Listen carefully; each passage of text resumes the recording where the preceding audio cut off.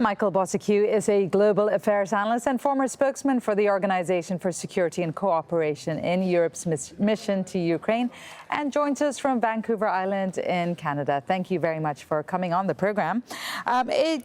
If we look at this from the other side, a quick glance at the transcript shows that Zelensky assured his country's cooperation. There was lots of flattery of Trump.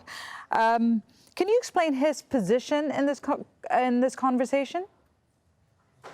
Sure. Good to be with you. Well, I wouldn't want to be in his position if I were him. But look, first of all, I don't think this is the mafia-style shakedown that it's been portrayed in some quarters. But my big fear is that Ukraine and Zelensky will be collateral damage in this crisis that is happening in the United States. Zelensky ran on a platform of clean government, of eradicating corruption, of a new chapter for Ukraine.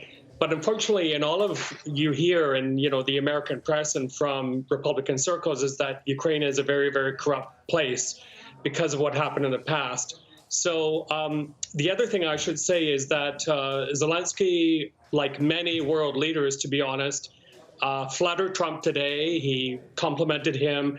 And I think this has become a pattern for people who meet with Trump. But I don't think it will do him any favors when he goes home. And one more thing, if I can add very quickly, is that in that transcript that came out today, unfortunately, Zelensky was recorded as being very critical of European partners, France, Germany, Angela Merkel.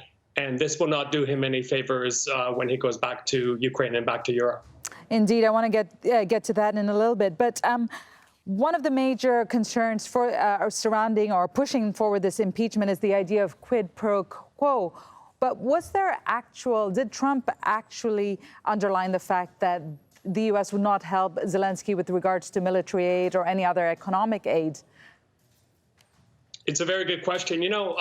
Many commentators said today that when they read the transcript that Trump tends to speak in code almost like a mafia boss. So unless Zelensky, and by the way, we have to remind everyone that he's a neophyte politician. He was a TV comedian. He's new to politics.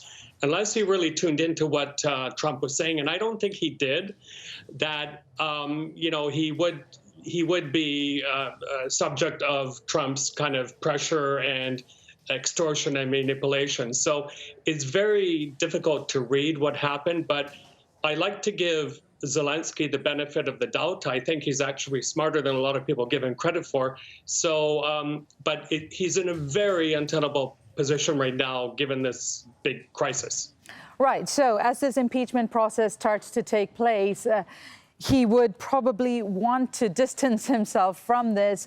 Give us an idea of what his options are and whether there is an option to move further away from the U.S. at this point.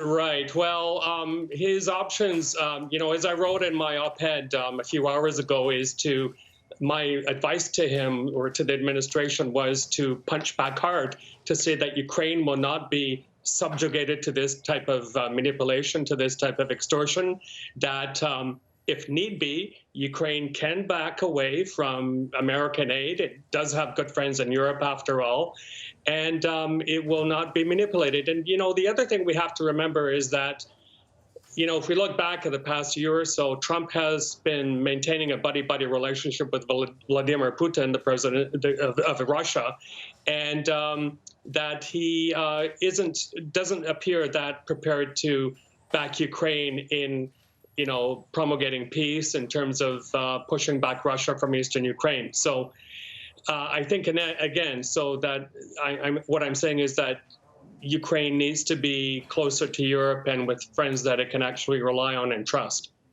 Michael Bociurkiw, great to speak to you. Good to get your insight. Thank you. Pleasure.